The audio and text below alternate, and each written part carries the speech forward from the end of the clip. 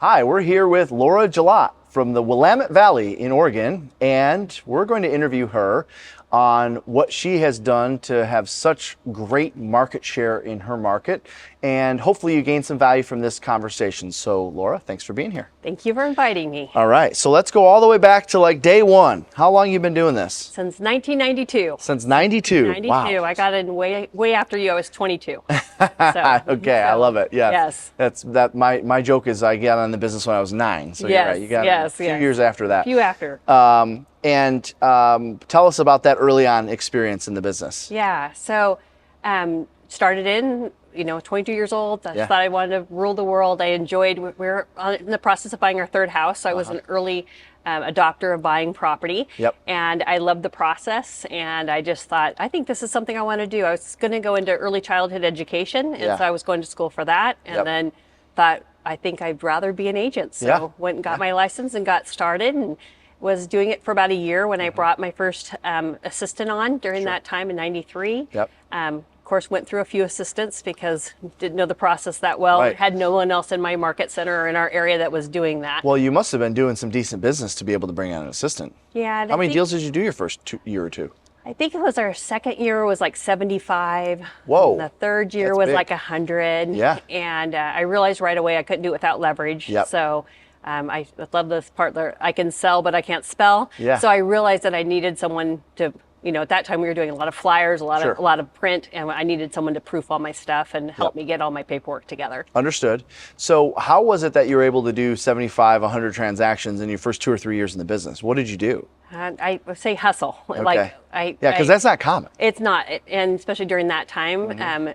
During that time, they just got through a recession, and the market was just picking back up. Yeah. We had a lot of older agents about my age now in the business, and they loved to sit at the office and wait for the phone to ring. Sure. And I was going to different conventions and doing different things, and just trying to get in front of the business and get in front of our clients. Yep. And that's kind of where it started with the client events for us back at that time, because naturally I was an includer. I would like to do things with lots of people. Yeah. And I realized that those folks I was doing this stuff with was giving me a lion's share of my business. Got it. Okay. All right. Well, that's good. Yes. So you obviously maintained a certain level of sales for a while, and then you started growing this organization. Tell us a little bit about that. Yeah. So I think it was in 2012, I came over with like 4 agents, and then went forward with that. Yep. Followed the model to keep adding agents to the team. I think right now we're about 31 agents on our team. Yep. And it's How just did been, you know when to add agents? What was your process there?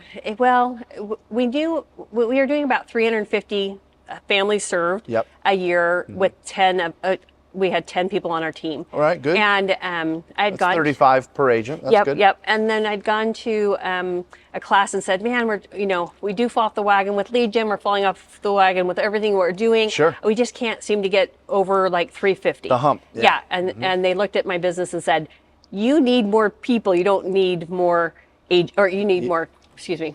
Yeah, you need more agents. You don't need your people to do more. Yeah. And so I was like, oh, okay. So then I went through and really thought about that, and then we said, well, why don't we open it up and bring some more agents onto the team? Sure. And that then brought us up to about 550. Yeah. And got our numbers and things up right away. So you had a little bit of breakthrough through recruiting. Yep, So obviously you had a lot of experience of recruiting and retention. Yep. And what does the team look like today? How many units? How many salespeople? Tell us a little bit about what it looks like today. Yeah. So again, about 31 folks. I think Yep. we have 16 agents on our team, and then the balance would be admin. We Got try it. to So get 16 producers, Yep. and then 15, Yep. 16 Yep. Staff. Staff, yeah. And we try to get everyone licensed so they can work by referral, and it helps them be able to bring to the team and to be able to make more money. So the listing manager can get a referral? Yes. Yeah. Yep. I love that. We try to get everyone licensed. Yep. And then our main thing there with all that is that, again, we want everyone to be happy, have joy. It was a great spot to work. We have lots of fun. We have fun with our clients. Yep. And it's just a spot where we'd love to add some more folks in the future. Yep. But we just need to make certain they're the right folks. Good. Well, I think it's pretty safe to say that my observation is you have absolutely dominated database business. Tell us a little bit about like what database means to you when you hear us talk database. What comes to mind? Yeah. So our main thing with our database is as soon as you buy a home with us, you're our forever client. And we've been using that language for a long period of time. And with our forever clients, you know, at the beginning, we started out doing 1 or 2 events a year. Sure. And then we started building it to 4 or 5 events a year, 1 a quarter, Yeah. then 1 a month. Then it got up to like 2 a month.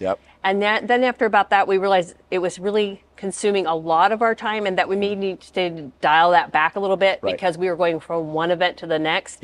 And we didn't have our systems needed to be improved. Sure. So we'd go to the next event and I'd go grab the thing out to get entry forms and there'd be entry forms from the last event that never got processed. I mean, we needed to figure out, like, we were doing a great job getting things in, but we needed to get systems in place. So we dialed it back and now we have our systems in place. So that not only can we have fun by prospecting that way to do with our clients, but then also it's a way for us to be able to give back to the agents and help them build their businesses too. So it's a value proposition to your agents also. Yes, very much so. A reason for them to work with you versus the competition, let's just say. Yep. So one thing I think is pretty fascinating is, you know, today a lot of people throw around numbers of 200 transactions, 300 transactions, 500 transactions, and, you know, they're doing 500 transactions a year and they're in Boston, Massachusetts, or in Orlando, Florida, or whatever. You're doing those amount of units in a city of how many? Yeah, so I just double checked the population. It was 18,800. 18,800 people. Yeah. Right. So I'm in Detroit and I'm boasting about our numbers and our population is 4 million people. You have like a tenth of that, less than a tenth of that. So why do you think that is? Why do you think you've been able to penetrate the market so well? Well, I'm saying that we're doing like hyper farming in our town. Got it. So the same thing that you guys do in a neighborhood is kind of like what our town size is. The whole town. Yeah. So we definitely, you know, try to have a monthly touch to a majority of our town. And when they think of real estate, we want them to think of us. We want to dominate mind share. We want to dominate if they go to any functions in the town, if they go to any community events that we're there, you know, that we just want to be able to be their real estate resource. Awesome. And that's just important for us. And then serve them at a high level. The other thing about small town is if you don't serve them at a high level, word travels. It's travels fast. So it's tough. So you got to make certain that every transaction it's top notch. So in your market, what's your market share? So it's about 22%. 22%. Yeah, and I should say this last year we bumped it up to 24. Wow, that's awesome. That's awesome. So if somebody that's watching this is considering you as a coach, and a lot of takeaways that I have, aside from experience, you've seen good markets, you've seen bad markets, but man, you've really figured out a way to dominate market share through database. So in your mind, outside of those things, because I know you add great value to your team members, I know obviously you've evidenced that you're a good recruiter and your retention is good. Why should someone coach with you? I would say that they're going to learn through my failures. And I've had a lot of them throughout the years. And that if you want to go out there and you want to do events and you want to have a lot of joy in your business and enjoy every day going to work, I'm going to show you how to get those systems around that. So that way you're not doing all that and not having a good return on your investment of your time and your money. I love that piece. So you have figured out a way to it's hard to use the term master. I even hesitate to say it because we can always be better. It's always better. But you really have done a good job of work-life balance, and there's a lot that people can learn from you just in that bucket, right? Yeah, and definitely through mistakes. So it hasn't been. You know, it's a lot of trial and error, and then the things that work, we build on and put the next layer on and do it the next year, and the things that don't work, we scrap. So people can financially benefit from the mistakes you made. Right, yeah, definitely. Awesome. And, you know, it took me 30 years to get here. I can give you my key nuggets without you having to take 30 years to get here. Yeah, that's a good way to put it. Awesome. Laura Gillott, thanks. Thank you.